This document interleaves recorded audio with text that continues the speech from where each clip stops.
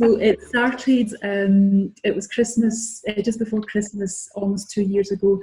I had a cold, it was the lead up to Christmas. Everyone's run down and busy, and you know, it's just a common cold that never went away. And then just before Christmas, it got progressively worse quite quickly. But I thought I was just developing the flu, and you know, I was going to feel awful. That was expected. So stay at home, feel awful, but I'll get better. But it just wasn't getting better. One night I just couldn't sleep. So I got up and just started Googling symptoms. I had this memory of a friend that was a similar age to me having pneumonia a couple of years ago.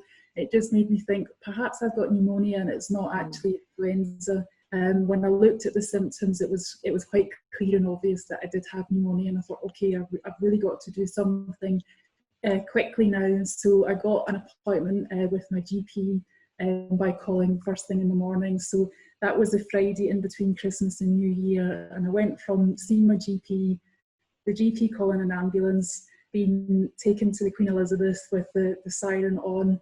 I remember being in the ambulance and my husband was with me, which was good. So I remember all of that happening, but from that point, kind of some point in the transport to the hospital, I have no memory. So everything then is from what my family and friends and what the doctors and nurses told me what happened. So I was taken straight to intensive care. I was told that I would be, and I was conscious and talking and saying, yes, this is all fine, that I would be going on the ventilator. So at some point I was put on the ventilator, and that took much longer than anticipated. And then my husband and my sister were at the hospital at the time. They got called into the family room to be told that things had spiraled out of control, I think were the words that they were told. And at that point, the only treatment that they felt that would help me was ECMO treatment, which I had never heard of. It's a heart and lung machine, and it's kind of coordinated for NHS, for the whole of the NHS. And there's only one place in Scotland that provides that treatment, which is in Aberdeen. So there was a call put out to see if I was, first of all, suitable for the treatment, because it's quite specialised and not everyone is able to have that treatment. And then the next question would be, is there space for me in Aberdeen, and can people come and get me and take me to Aberdeen? So amazingly, an amazing team of 5 people came from Aberdeen. This was again, you know, Friday between Christmas and New Year. Thankfully there was no snow. Drove through the night to come and get me, hooked me up to the machine, which took, you know, it was quite a bit of time for that, and then drove me in the ambulance back to Aberdeen, where I then spent the next week in Aberdeen, and my family were there with me. And I was on the ECMO machine, which oxygenates the blood outside the body, which gives my lungs a chance to, because the pneumonia was so severe, gave my lungs a chance to recover from the pneumonia. Thankfully, I responded really well to the treatment, to the point where I was off the ECMO machine and then was transferred back to Glasgow. Again, 5 people had to take me back to Glasgow in the ambulance, where I then spent the next week or so being kind of taken off the ventilator, being brought around, being revived, and being sedation reduced so that I was kind of semi-conscious, and just kind of trying to, I had no idea really what had happened, and it was just a really confusing time of, like, people were telling me I'd been in Aberdeen, and I was like, why was I in Aberdeen? I just couldn't work it out, and then just kind of recovering from that, and you know I'm one of the lucky ones. I've made a full physical recovery. I'm extremely lucky and extremely thankful to the NHS and the amazing service that I got. So. Suzanne, you said that you don't remember much about it, and in a way, maybe for you, that's not a bad thing, but for your family, what was the impact on them? Because they were witnessing this firsthand. You were very, very close to death, from what your story was saying. What's the impact been on them?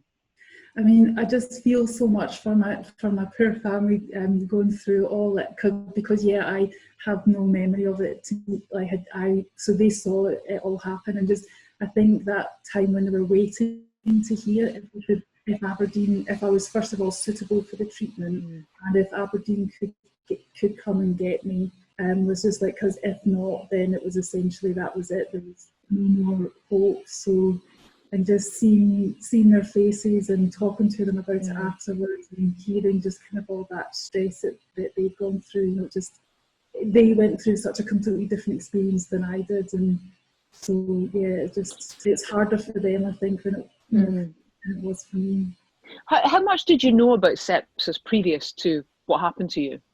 Really very little. I mean, I do have a science background and I should have known a lot more about it, but I always just thought of sepsis as being septicemia, like bacteria in blood, which I know that is an aspect of it, but it's so much more complex.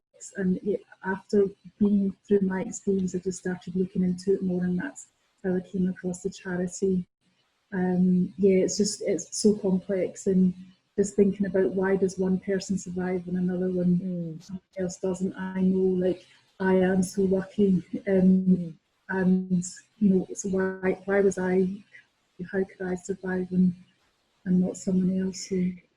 When we spoke earlier, Suzanne, I was asking you whether it had any lasting effects on you. Thank goodness you're back physically to full health. But in terms of, it must be a very surreal experience to get your head around mentally what happened to you. Yeah. I mean, I think it's something that will always be with me. One of the hardest things I found coming out of sedation and perhaps during it as well was just the hallucinations, and that has stayed with me, and just kind of trying to make sense of that when really I know rationally it doesn't matter. Some of my hallucinations are quite strange. Yeah, just to have gone through that experience, and you still can't quite. I mean, it's not a normal everyday experience. So no. So I think it will always stay with me. Why is it important for you to get involved in events like this then? I think anything I am, as I said, I'm lucky, and if there's anything I can do to raise awareness and help somebody else, then you know that's what I would want to do, and I hope that more and more people will be lucky like me.